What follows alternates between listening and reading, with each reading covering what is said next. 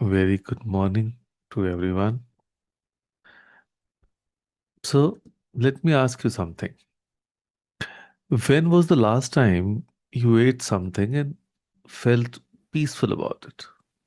Not guilty, not anxious, not mentally calculating calories or promising yourself you'd make for it tomorrow. Just peaceful. और आप में से कौन कौन कैलोरीज कैलकुलेट करता है whenever you eat? Sanjeev ji तो नहीं करते बिंदास so for most of us that moment feels like a distant memory because somewhere along the way food stopped being just food. It became a reward. For some it became a punishment, a source of shame, a battlefield where we fight with ourselves every single day. But today we're going to talk about something deeply personal. Yes, something many of us struggle with us in silence. Healing your relationship with food. Yes, there is one more relationship to be taken care of. Relationship with our food. So now I know what some of you might be thinking that relationship with food, it's just food. I eat it. End of story. But is it really that simple? Okay, let me take you through a day. It's 4 p.m. You've had back to back meetings. The kids are cranky. Dinner isn't even started, and you are exhausted. You walk into the kitchen, find that packet of namkeen you have been saving. You tell yourself, oh, just a handful. And 10 minutes later, the packet is empty. And now, instead of feeling better, you feel worse. The guilt creeps in. Why did I do that?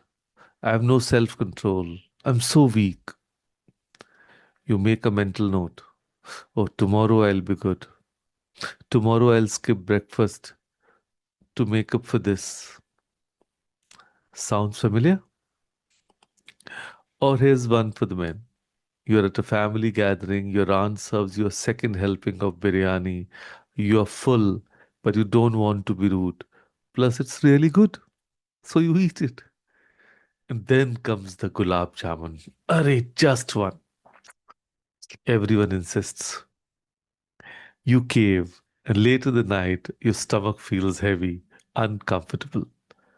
You lie in bed thinking, why do I always overeat? I should have more discipline. So here is the truth. This isn't about discipline. This isn't about willpower. This is about something much, much deeper. See, food is not just fuel, it's comfort, it's love, it's culture, it's memory. I would like to share something, when I was in college. In fact, I just entered college. That was one of the items in my bucket list that I'll go to every five-star in Delhi and have food there. And I actually did that with my friends. So I loved eating it, you know. But okay, let's go to another emotion of the food. When our mom always, made khichdi for us when we were sick. So it wasn't just rice and dal. It was actually her care, her love for us. When we celebrate a promotion with our favorite mithai, it's not just sugar, it's joy because it's the celebration time. But somewhere along the way, we started using food to fill voids it was never meant to fill. We eat when we are stressed, bored, lonely, anxious, or m- mostly when we are stressed. Some people are in the habit of binge eating, right? Like we binge watch the Netflix, we binge eat also without even thinking about what we are eating. So we eat to reward ourselves after a hard day. That's the right spirit. But we restrict to punish ourselves for being bad. We turn food into the enemy and then we wonder why we can't stop fighting. So here's what I have learned: emotional eating doesn't come from hunger, it comes from unmet emotional needs. That 4 p.m. namkeen binge, it wasn't about the namkeen, it was about exhaustion, overwhelm, the need for a moment of pleasure in a hard day. And the second helping of biryani, it wasn't about the food, it was about connection, belonging, not wanting to disappoint. And here is the kicker: guilt doesn't help. In fact, guilt makes it worse. Because when you eat something and immediately feel bad about it, your body goes into stress mode. Your digestion slows down, your cortisol spikes, you literally can't process the food properly. So that gulab jamun you ate with shame, it affects your body differently than the one you ate with joy. So let me tell you what healing looks like. It's not about eating clean all the time. It's not about following the perfect diet. It's not about restriction, control, or punishing your body into submission. Healing begins with compassion. Yes. It's saying to yourself, I ate that entire packet of chips, and that's okay. I was tired. I needed comfort. Next time, maybe I'll check in with myself first and see what I really need.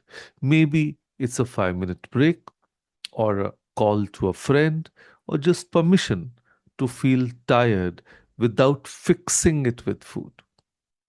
It's recognizing that your body is not the enemy. Your cravings are not moral failures. Food is not a reward or punishment, it's a nourishment. And nourishment isn't just physical. Sometimes a piece of chocolate also nourishes your soul, and that's okay too. Balance is not about eating perfectly, balance is about trust. Trusting your body to tell you what it needs, trusting yourself to listen without judgment. So here's a story that might resonate, especially with the women here. You're trying to lose weight, maybe for a wedding, maybe for health, maybe because society told you your worth depends on your dress size. So, can I have a raise of hands who are wanting to lose weight? Okay. So you cut out rice, you avoid sweets, you eat salad for lunch while everyone else enjoys their regular meal. You're doing so well. Until one day you crack. You eat the rice, you eat the sweets, you eat everything you've been denying yourself.